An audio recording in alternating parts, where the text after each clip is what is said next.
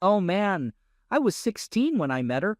We were together for 2 years, and she was the first girl I had a relationship with that lasted more than a month or so. She was my first love. We attended a house party together on New Year's Eve, but we got separated after the main party ended, and everyone went their own way. I left with my friends. She texted me saying she was tired from the party and heading home to sleep. Unfortunately, the friends I was hanging out with thought it would be a good idea to go back to the house and crash there. When I arrived, I found her in bed with a guy I didn't know, and she wasn't wearing any clothes. The next day, we broke up, and I haven't spoken to her since. Not the best way to handle the situation, I guess. After that incident, it took me a few years to get into another serious relationship. We dated for a year, and then she moved in with me in my small, one-bedroom apartment. We lived there together for a year.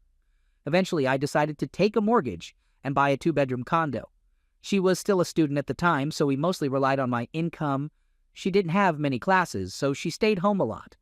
Some of my friends thought she was taking advantage of me since I was the one financially supporting us. I never gave her money directly, but she also didn't contribute her fair share. Sometimes she would buy random groceries, but that was about it.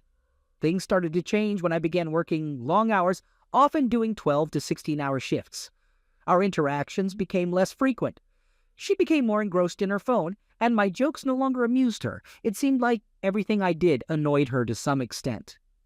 Our bed life also completely fizzled out. I didn't even bother asking if she wanted to join me when I went out with friends because all of my friends seemed to despise her. Anyone noticing the red flags? But I still held on to hope that things could be fixed. Then one day, her phone lit up on the living room table while she was in the bathroom. It was a text from her classmate saying, "I'm really excited to meet you again soon. I'm not proud of what I did next, but..." That text caught my attention, so I couldn't resist the temptation, and I opened her phone to read part of their conversation. Turns out they had been seeing each other for a few months already. I was devastated, absolutely crushed. I felt dizzy and sick to my stomach, like my entire world was crumbling. I started reading one of the explicit texts out loud, loud enough for her to hear. It described what he wanted her to do to him, and she seemed to play along in her response. And that wasn't the only exchange of that nature. She quickly rushed out of the bathroom, grabbed her phone, and accused me of invading her privacy. I admit I did cross that line, and I'm not proud of it. She insisted that it was just messages and nothing physical had occurred, but I couldn't bring myself to believe her. I told her to gather her belongings and drove her to her mom's place. The car ride was silent, both of us knowing it was the end. She cried while I remained stone-faced, trying to appear as cold as possible. I told her I needed some time alone and went back to my place. I poured myself a whiskey, confided in my best friend about what happened, and asked him to come over because I didn't want to be alone. He came over with more drinks. We watched the first 3 die-hard movies and continued drinking. I let out my frustrations while he listened. The next day, I called in sick from work. Since my friend was unemployed at the time, we went to the grocery store and grabbed some empty banana boxes. We packed all of her belongings into those boxes. After a few days, I reached out to her and we had a conversation. She still maintained that nothing had happened, but we both agreed that our relationship was truly over. I informed her that I had packed up her belongings and she could pick them up while I was at work and leave the key. She followed through with that. That was the last time we had any communication. A few months later, she became pregnant with the other guy and moved in with him. A year later, she was a single mom. She reached out to me last year through Facebook.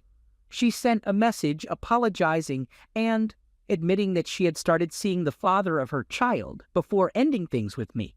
I haven't replied to her message, and honestly, I haven't really given it much thought until now. My current partner, whom I've been with for 6 years, just sent me a message on WhatsApp while I'm at work, saying that she accidentally left my dog outside for half an hour, and now the dog is upset with her. I told her to give the dog a pig's ear as a way to appease it.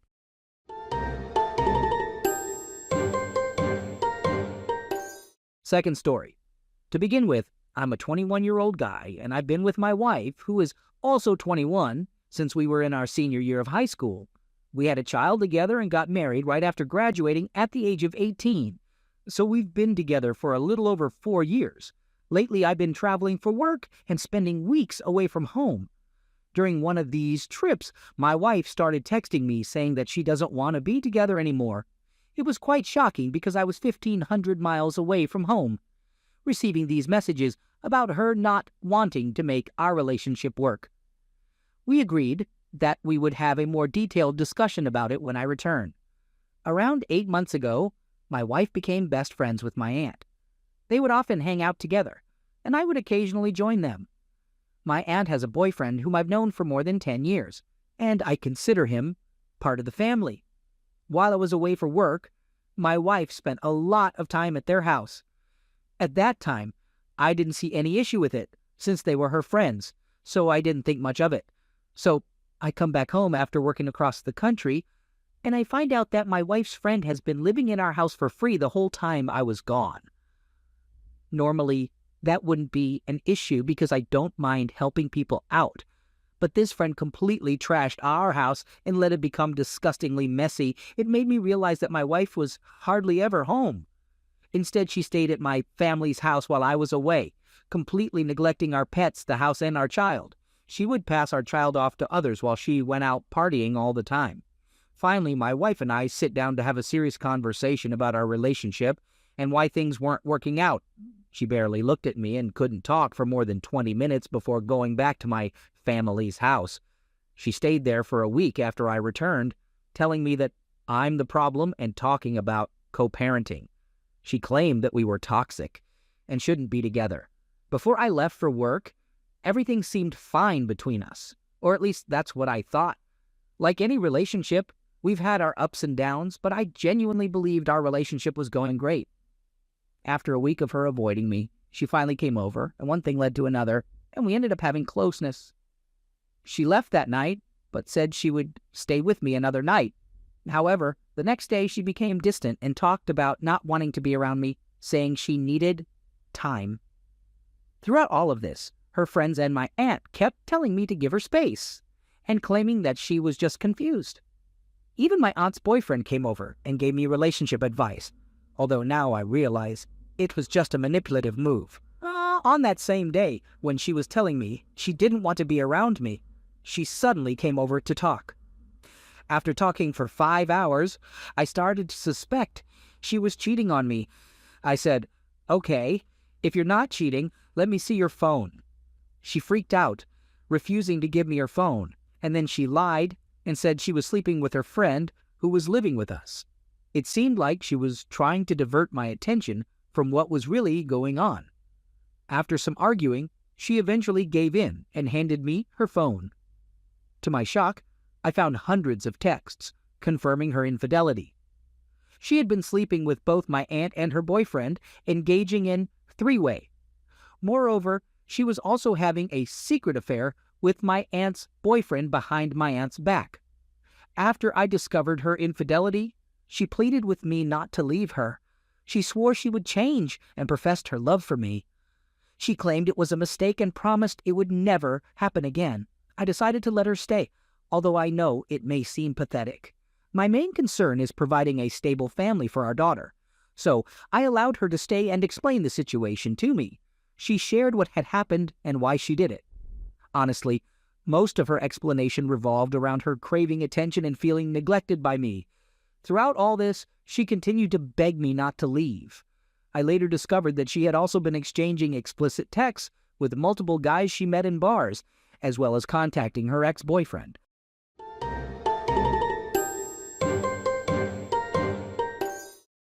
Third story.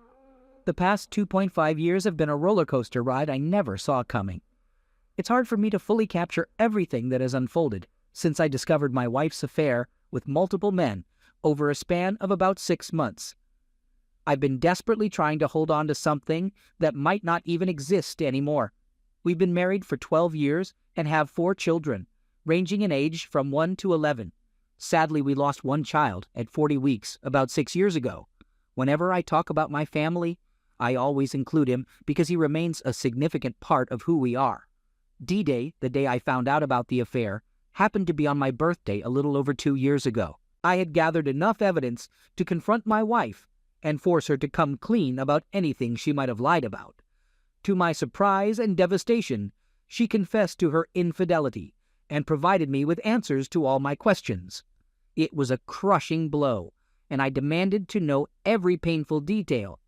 I didn't get the full picture that first night, but I had a pretty good understanding of what had transpired. 3 different men over a span of 6 months, with 2 of them involved concurrently for the past 5 months.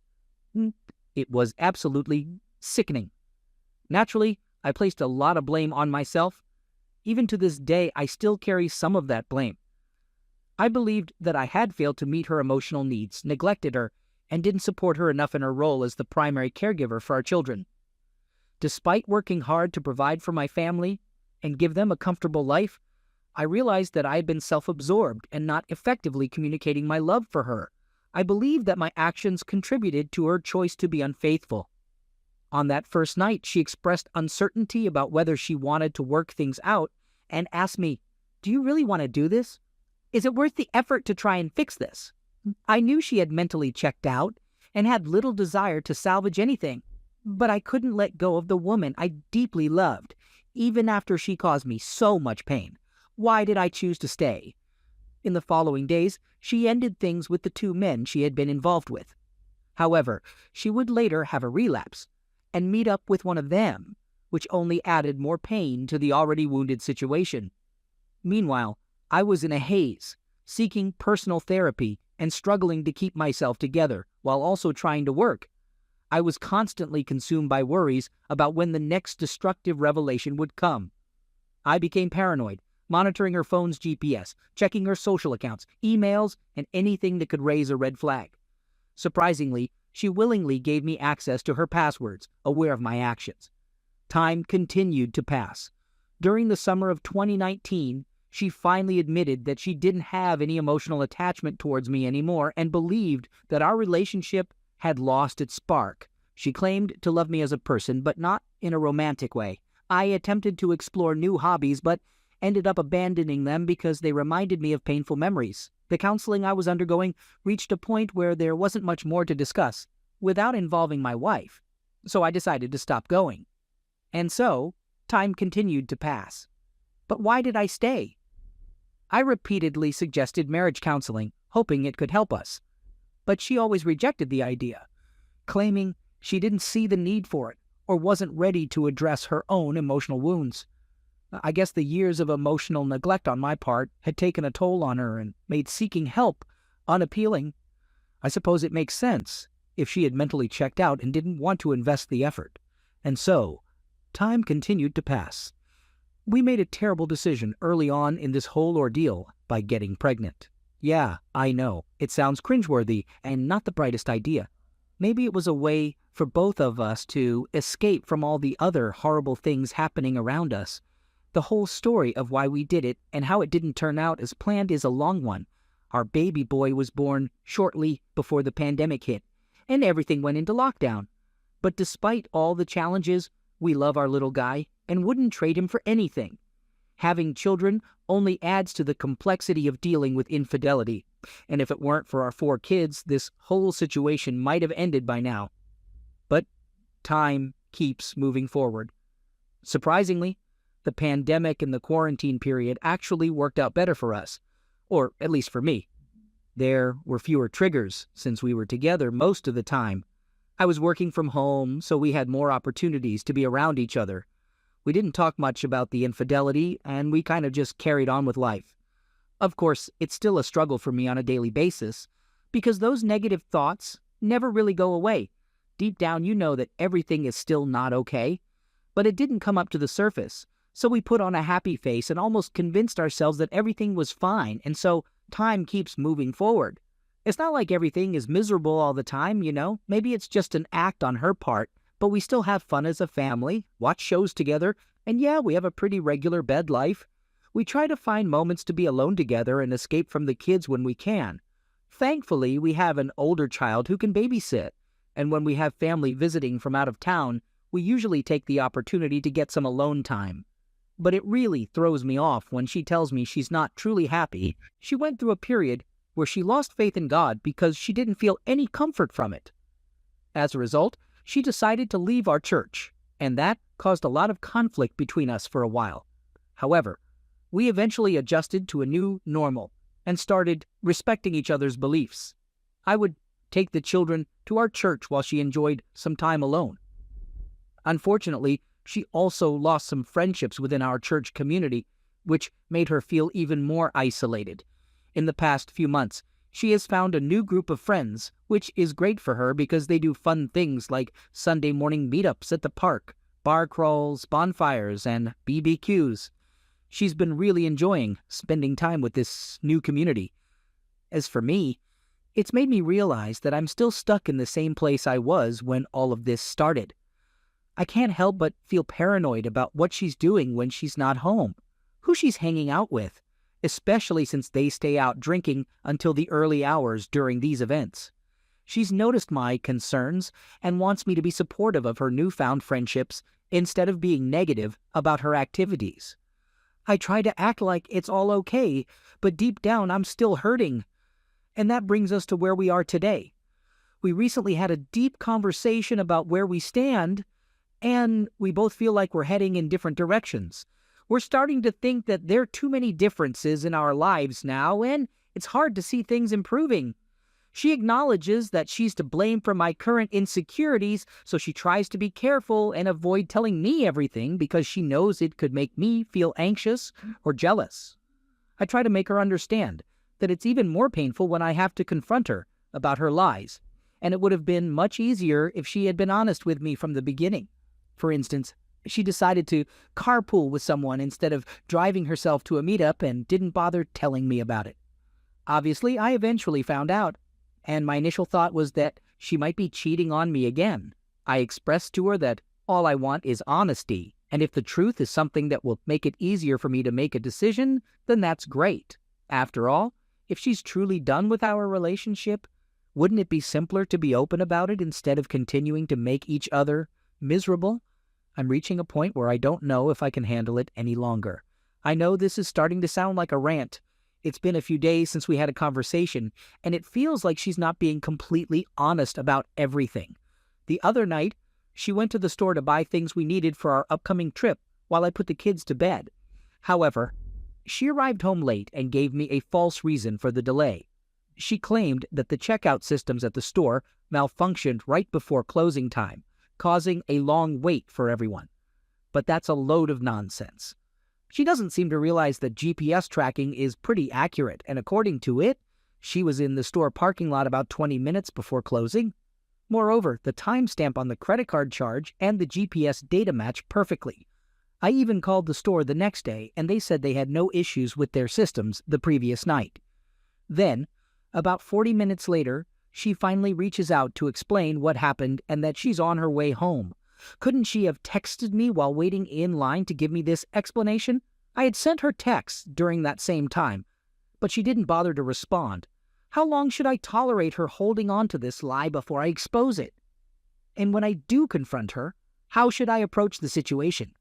It seems like if I call her out on most things, she doesn't even try to hide it. I'm just really angry and frustrated after our conversation about honesty.